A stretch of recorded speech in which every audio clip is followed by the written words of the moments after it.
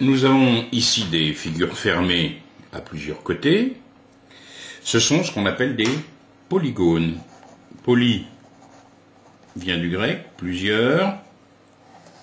Gones sont les angles. Ce sont des figures fermées, donc, qui forment plusieurs angles. Ici, vous avez 5 angles, ou 5 côtés, c'est un pentagone. Ici, vous avez 4 côtés. On appelle ce type de polygone des quadrilatères. Quadri, 4, latère comme latéral, côté. Ici, vous avez un quadrilatère un peu particulier. C'est comme si 2 côtés s'étaient croisés. On appelle ça un quadrilatère croisé. On ne le considérera pas. C'est-à-dire, dans tous les quadrilatères qu'on va étudier, on considérera toujours que le quadrilatère ne peut pas être croisé. Bon, attention, quand on nomme un polygone en s'aidant de ses points, par exemple, ici j'ai A, B, C, D, E. Je nomme les points dans l'ordre. Alors, je peux très bien les nommer dans l'autre sens, hein. B, A, E, D, C. Mais j'énonce les points en énonçant les points qui suivent. Par exemple, je peux très bien démarrer de D. À ce moment-là, j'aurai le pentagone D, E, A, B, C. Pentagone, car c'est une figure fermée à 5 côtés. Un polygone à 5 côtés est un pentagone. Ici, le quadrilatère, je peux l'appeler F, G, H, I. Toujours les lettres ici correspondant à des points qui suivent. Le quadrilatère croisé, de la même façon ici, j'aurai K, L, M, J.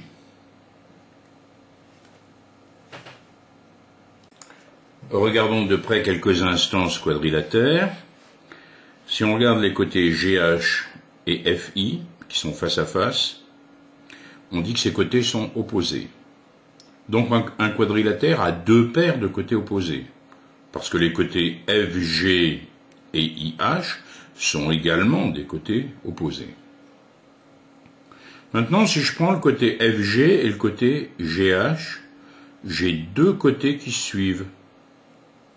2 côtés qui suivent, on dit qu'ils sont consécutifs. Quand on avait 2 nombres qui suivent, par exemple 5 et 6, on va dire que ces 2 nombres sont consécutifs. Ils suivent. Alors, de la même façon, je peux parler des angles. Ces 2 angles ici, FGH et FIH, c'est-à-dire celui-ci et celui-ci. On peut dire que ces 2 angles sont opposés. De la même façon, l'angle GFI et l'angle GHI, celui-ci, ces 2 angles sont opposés. 2 angles ici qui suivent, on pourrait très bien dire qu'ils sont consécutifs.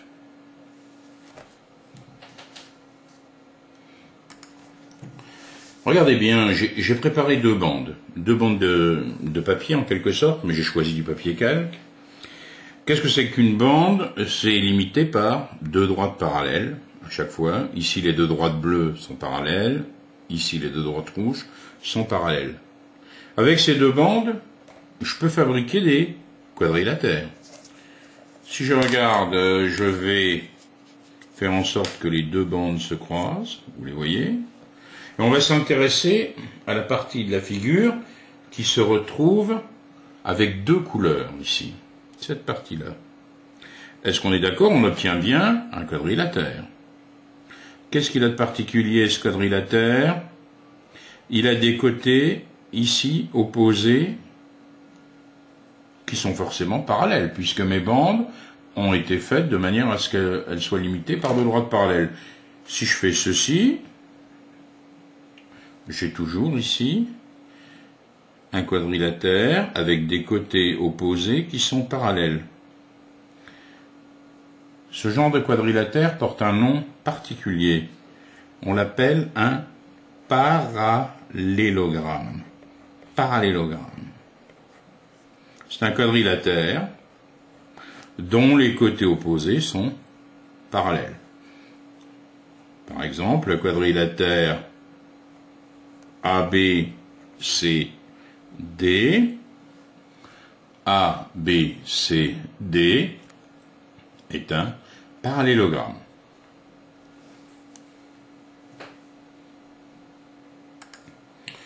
Observons bien ce parallélogramme. Il a donc des côtés opposés parallèles. Mais si je regarde les longueurs des côtés, si je prends ici la distance entre A et B, je m'aperçois qu'elle est la même que la distance entre D et C.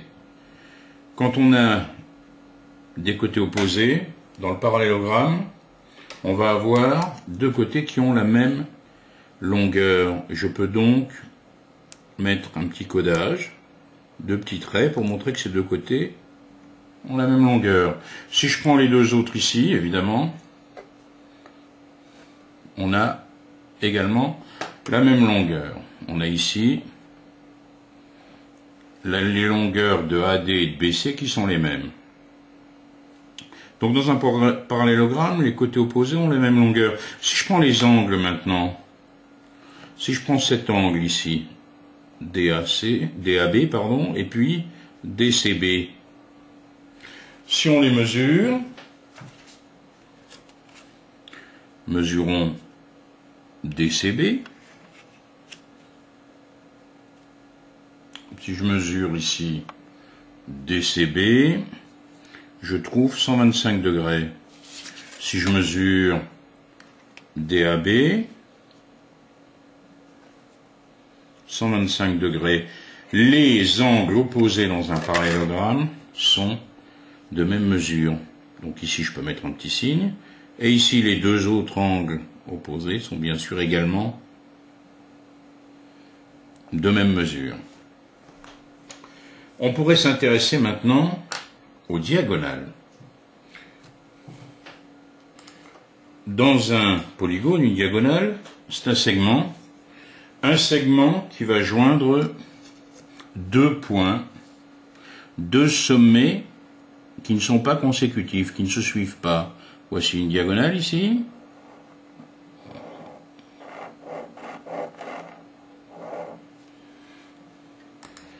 Et l'autre diagonale ici de AC. Regardons bien, elle se coupe en un point O. Ce point O, on l'appelle d'ailleurs le centre du parallélogramme. Bien, si on regarde bien ici cette distance de OAC, je la retrouve de OAA.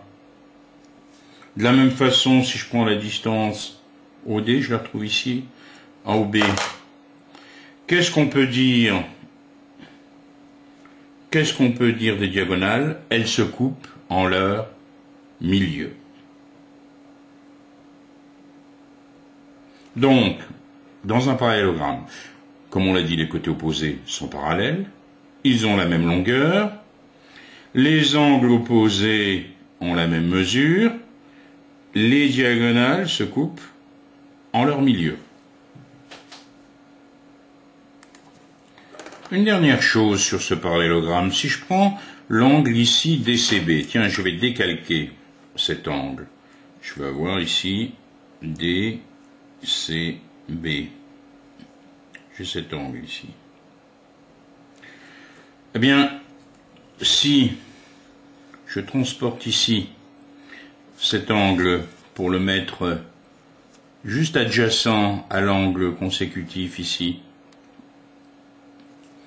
je m'aperçois que les deux angles consécutifs forment un angle plat, c'est-à-dire la somme de leurs mesures est égale à 180 degrés.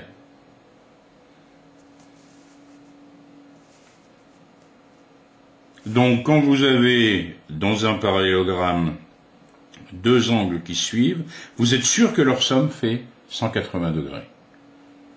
C'est-à-dire que ce sont deux angles supplémentaires. Donc je peux tracer, en utilisant la définition, un parallélogramme très facilement. Je prends un côté consécutif, puis je prends mon équerre de manière à tracer des côtés parallèles. Ici, attention, je pose mon équerre, je fabrique ma machine à tracer des parallèles, et j'obtiens un côté qui va être parallèle au précédent. Ici, attention, de la même façon. Et voilà, j'obtiens un parallélogramme que je peux appeler par exemple A, B, C, D.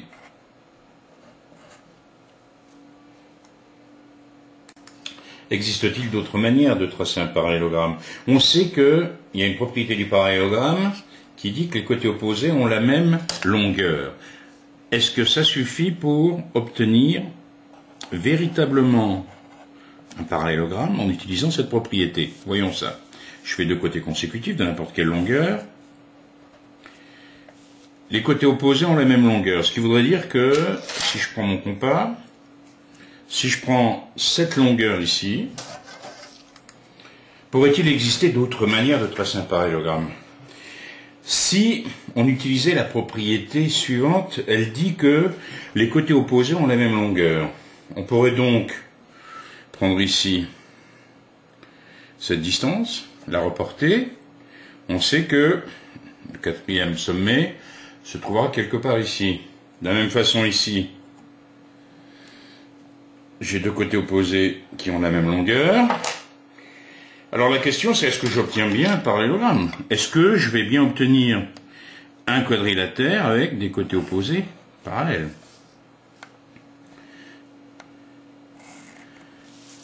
Oui, apparemment, avec cette propriété, vérifions quand même, on a bien réussi à faire un parallélogramme avec des côtés opposés parallèles. C'est donc bien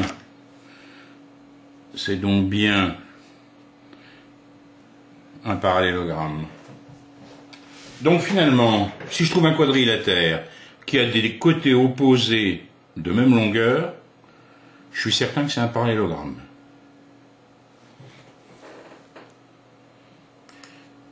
Cherchons encore. On a parlé tout à l'heure des diagonales. Est-ce que, en commençant par des diagonales qui respecteraient la propriété, ça veut dire qu'on aurait deux diagonales qui se couperaient en leur milieu? Je fais par exemple un segment ici de 6 cm, je prends son milieu, je fais un autre segment de 8 cm par exemple,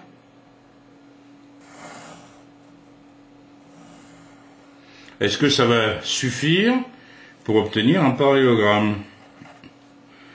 Vérifions.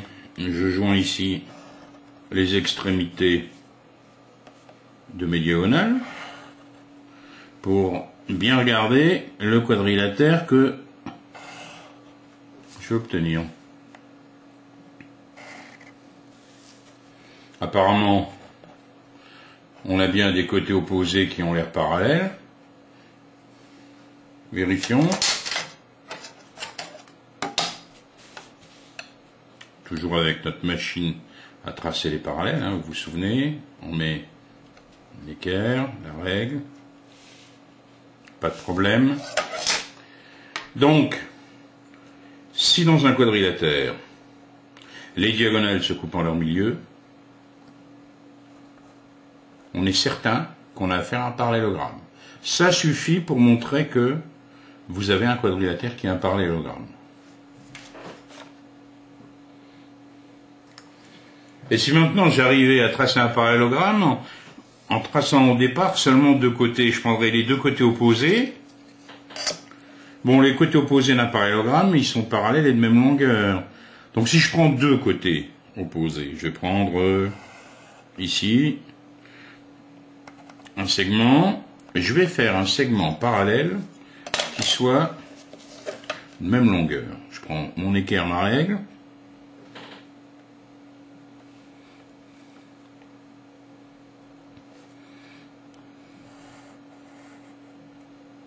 Et ici, j'avais 6 cm.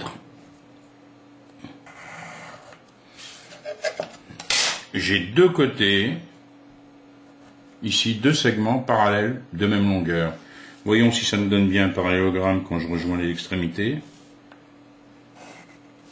Vous voyez, apparemment, on obtient bien, là encore, des côtés, les côtés opposés là étaient parallèles. Les deux autres, je pense qu'ils le sont aussi, ben oui. Toujours avec notre équerre et notre règle, on obtient bien un côté en face un côté opposé parallèle. Donc, si on a dans un quadrilatère deux côtés qui sont parallèles et de même longueur, c'est pas la peine d'aller plus loin, on est sûr que notre quadrilatère est un parallélogramme.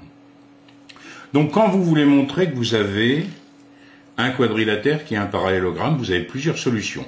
Vous pouvez montrer que les côtés opposés sont parallèles. Vous pouvez montrer que les diagonales, elles se coupent en leur milieu. Vous pouvez montrer qu'il y a deux côtés opposés qui sont parallèles et de même longueur. Et enfin, vous pouvez montrer, tout simplement, que vous avez tous les côtés, les deux paires de côtés opposés qui ont la même longueur. Parallélogramme. Bon, les parallélogrammes sont des quadrilatères particuliers. Bon, dans tout le chapitre, on ne considérera pas les quadrilatères croisés. Qu'est-ce que c'est qu'un quadrilatère croisé? C'est un quadrilatère dont deux côtés se croisent. Ici, si je prends I, J, K, L, les côtés I, L et J, K se croisent. Voilà un cas qu'on ne prendra jamais dans tout le chapitre. Alors, un parallélogramme, c'est un quadrilatère dont les côtés opposés sont parallèles. AB sera parallèle à DC, AD sera parallèle à BC. Voyons les propriétés du parallélogramme. Ici, on a tracé les deux diagonales du parallélogramme. Une diagonale, c'est un segment qui joint deux sommets qui ne se suivent pas. Eh bien, le parallélogramme possède un centre de symétrie, c'est le point d'intersection des diagonales. Si vous faites un demi-tour ici autour de O, vous obtiendrez exactement le même parallélogramme. Le parallélogramme a un centre de symétrie. Si on regarde maintenant les diagonales à nouveau, vous les voyez, qu'est-ce que vous observez? Ces diagonales ont le même milieu. O est le milieu du segment AC et du segment BD. Un parallélogramme a des diagonales qui se coupent en leur milieu. Bon, on sait déjà que les côtés opposés d'un parallélogramme sont parallèles, c'est la définition même. On s'aperçoit qu'elles ont aussi la même longueur. La longueur AB est égale à la longueur DC. La longueur AD est égale à la longueur BC. Les côtés opposés d'un parallélogramme ont la même longueur. Regardons les angles. J'ai un parallélogramme ABCD. Les angles ADC et ABC qui se font face à face dans un quadrilatère, ces angles sont dits opposés. L'angle opposé à DAB est l'angle BCD. Eh bien, ces angles opposés dans un parallélogramme ont la même mesure. La mesure de ADC est la même que la mesure de ABC. Et si on prend maintenant deux angles qui suivent deux angles consécutifs, on s'aperçoit que la somme de leurs angles fait 180 degrés. Deux angles consécutifs sont supplémentaires. Si je veux reconnaître un parallélogramme, si je veux pouvoir montrer qu'un quadrilatère est un parallélogramme, j'ai plusieurs solutions. Si j'arrive à montrer que le quadrilatère il a des côtés opposés parallèles, je suis certain que c'est un parallélogramme. J'ai utilisé la définition. Maintenant, si je montre que le quadrilatère, comme ici, il a des diagonales qui ont le même milieu, eh bien, j'ai réussi à montrer que c'est un parallélogramme. Voilà une autre solution pour montrer qu'un quadrilatère est un parallélogramme. Il y en a d'autres. Si je prends ici ce parallélogramme, au départ, je sais que c'est seulement un quadrilatère. Si j'arrive à montrer que les côtés opposés ont la même longueur, alors je suis certain que c'est un parallélogramme. Donc deuxième, ou plutôt troisième solution pour montrer qu'un quadrilatère est un parallélogramme. Enfin, dernier cas, si j'ai un quadrilatère devant moi, et que je sais que j'ai deux côtés opposés qui sont de même longueur et qui sont parallèles, eh bien à ce moment-là, je suis certain que le quadrilatère que j'ai est un parallélogramme. Donc si j'ai deux côtés opposés, parallèles et de même longueur, je suis sûr que mon quadrilatère est un parallélogramme.